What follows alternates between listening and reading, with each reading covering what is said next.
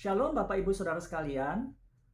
Senjata iman hari ini agak sedikit serius karena saya mengangkat tema tentang arwah.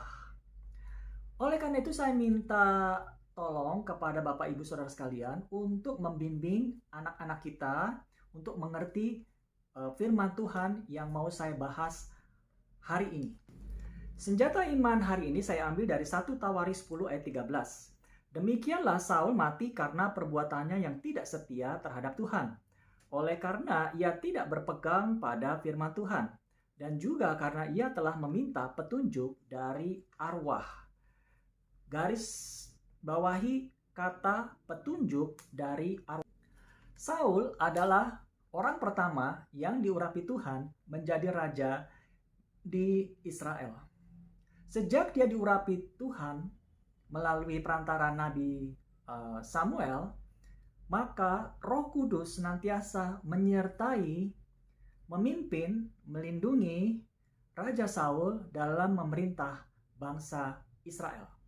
Sampai suatu ketika, Raja Saul disuruh Tuhan untuk berperang melawan bangsa Amalek dan membunuh semua rakyat Amalek.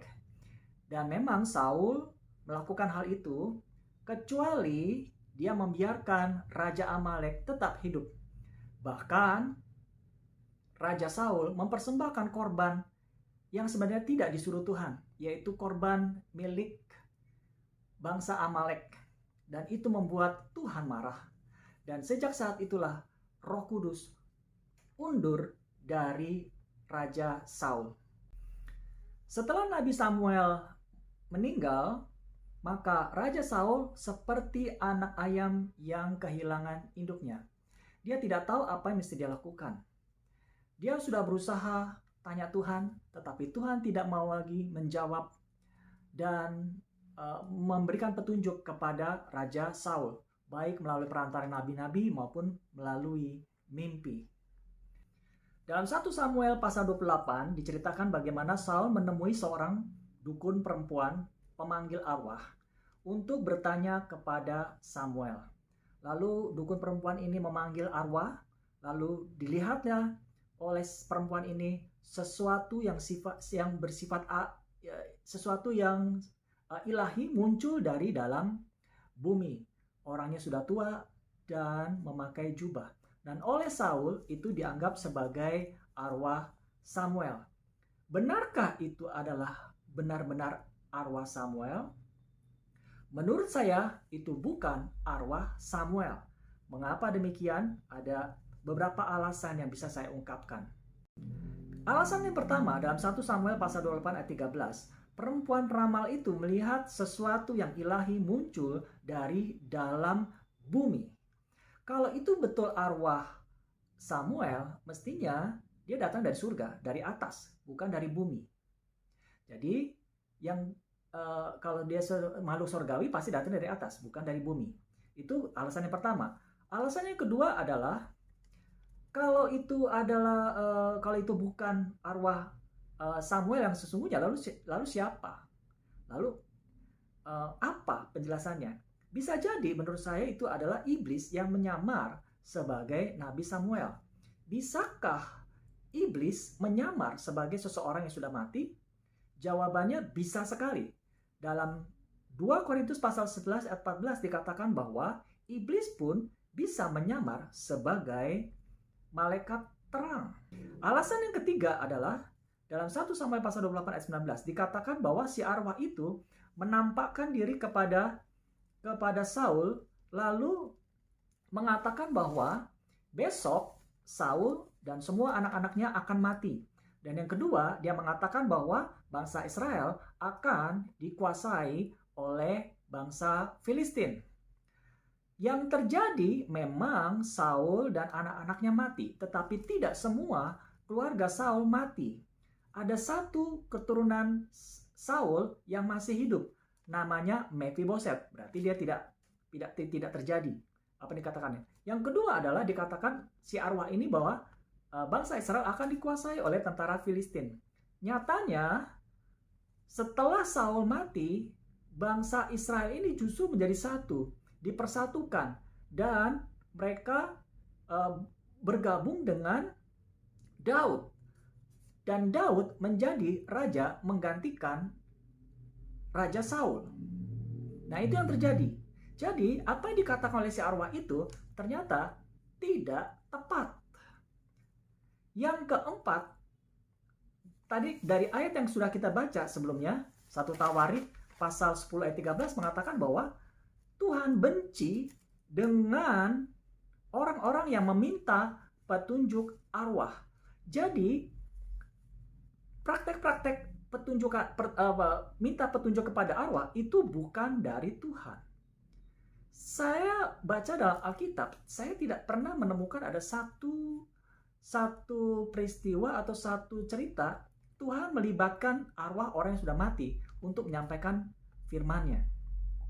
Memang dalam Perjanjian Baru ada satu kisah Yesus berjumpa dengan arwah Musa dan Elia. Elia sebenarnya bukan arwah karena dia tidak mati, tapi Musa mati. Dan Musa serta Elia bertemu dengan Tuhan Yesus di sebuah pegunungan yang tinggi dan mereka bercakap-cakap tentang kematian Yesus di Yerusalem. Nah, apakah Tuhan Yesus salah berbicara dengan arwah tersebut? Jawabannya tidak. Kenapa? Karena Tuhan Yesus adalah Raja segala raja. Dia adalah Tuhan segala Tuhan. Dia bisa berbicara dengan siapa saja, termasuk arwah orang mati. Dia juga bisa bicara dengan setan. Dia bebas bertemu dengan siapa saja. Dia bebas berbicara dengan siapa saja tanpa rasa bersalah. Sebab dia adalah Tuhan segala Tuhan dan Raja segala raja. Dan dalam peristiwa transfigurasi tersebut, Tuhan Yesus tidak minta petunjuk Musa. Mereka bicarakan tentang kematian Yesus yang Yesus sendiri juga sudah tahu. Dia lakukan itu. Jadi inilah beberapa alasan. Jadi ini adalah 4 alasan mengapa saya bisa mengatakan bahwa peristiwa dalam 1 Samuel pasal 28 ini, yaitu Saul bertemu dengan tanda kutip arwah Samuel ini, itu bukan dari Tuhan. Nah, jadi hati-hati dengan yang namanya petunjuk arwah. Bagi Tuhan, kita meminta petunjuk arwah atau kita melakukan petunjuk arwah, apalagi petunjuk setan, itu adalah suatu kekejian bagi Tuhan. Nah, petunjuk arwah itu selain bisa dilakukan melalui perantaraan, dalam hal ini misalnya pemanggil arwah dan sebagainya, atau dukun lah istilahnya gitu ya, maka petunjuk arwah itu bisa diberikan melalui 2 cara yang lain. Cara yang kedua adalah melalui permainan. Misalnya permainan papan oiza, atau di Indonesia itu jelangkung, atau cari-cari di Meksiko. Nah, itu juga adalah permainan yang melibatkan arwah. Dan itu adalah sesuatu kekejian. Kita nggak boleh lakukan itu. Dan berikutnya adalah mimpi arwah. Kenapa saya mengatakan mimpi arwah ini bisa dipakai? Karena dalam mimpi arwah biasanya si arwah itu, orang mati itu akan menyampaikan pesan-pesan atau petunjuk-petunjuk yang sebenarnya bukan berasal dari arwah, melainkan dari iblis. Kalau kita cuma sekedar mimpi arwah, itu tidak jadi masalah. Itu bukanlah suatu dosa. Tetapi kalau kita misalnya mimpi arwah dan si arwah itu memberikan petunjuk untuk kita lakukan dan kita menurutinya, nah itu yang baru salah. Jadi hati-hati kalau kita bermimpi arwah, bertemu dengan orang yang sudah mati. Hati-hati, jangan menuruti petunjuk arwah. Karena menuruti petunjuk arwah adalah sesuatu kekejian bagi Allah.